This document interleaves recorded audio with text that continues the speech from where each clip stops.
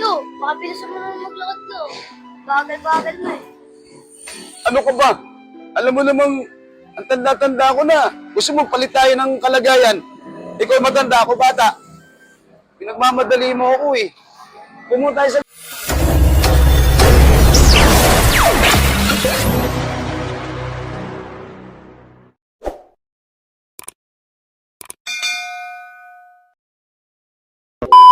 Ulit. Tingnan mo daw kung may magpapagupit.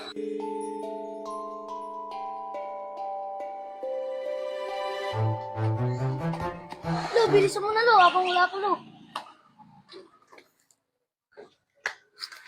Itong batang to, pinagmamadali ako nito eh.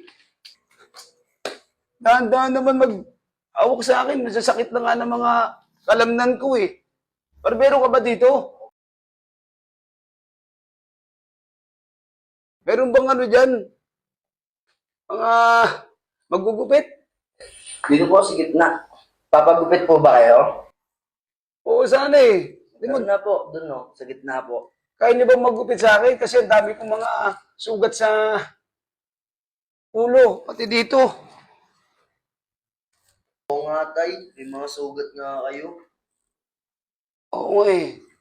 Apo, usog ka muna doon. Sikip eh. Huwag mo na akong hawakan. Nasakit na nga ng mga kalamnan ko eh. Nasaan ba yung mga barbero rito? Baka nasa CR lang tay. Ayun na pala tay. Pre, papagupit daw si tatay. Papagupit po kayo, tay? Oo, sana eh. Aso, kaya mo bang magupit ng ano, may mga sugat yung ulo ko? Patingin po. Ito, Saan pa po? meron dito eh. Tingnan mo, di na rin ako nakapagsuklay dahil nahihirapan ako sa sugat ko sa ulo. Ay, tay, ganito po. Pasensya na po kayo kasi mahirap po magupit na may mga sugat sa ulo.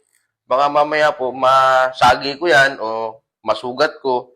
Sisihin po kami ng pamilya mo, tay. Ang payo ko na lang po sa inyo, tay, sa iba na lang po kayo magpagupit kasi delikado po. Baka mamaya po pagalitan kami ng pamilya mo. Ah, ganun ba? Aso, ang layo ng nilakaran namin ng apo ko. Alam niyo naman, matandang-matanda na ako. Baka, kaya mo naman gupitan itong buko. Tay, pasensya na kayo, tay. Sa iba na lang po, tay, samahan ko na lang po kayo sa kasama ko. Meron po dyan sa tapat, tay. Meron pong barbershop dyan, doon na lang po kayo, tay. Baka po tanggapin kayo, tay. Kasi mahirap po tayo magupit. Ang dami yung sugat sa ulo. Baka mamaya po, masagi ko. O mamaya, ma-infection po yan. Kami sisihin ng pamilya mo po. Saan ba yung barbershop dyan? Doon po sa tapat, tay. Sa tapat lang po. Meron po dyan tayong barbershop. Malayo-layo pa ba lalakarin namin? Medyo malapit lang po. Kabilang ano lang po, kalsada. Apo, lilipat na naman tayo ng barbershop. Paano ba yan? Kaya mo ba akong kakain ulit doon? Opo, Lo. Ito po, paalalayan po kita rito sa kasama ko.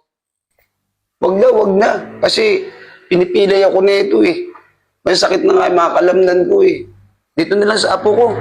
Tara na, apo. Tay, pasensya na po. Alis ka dyan.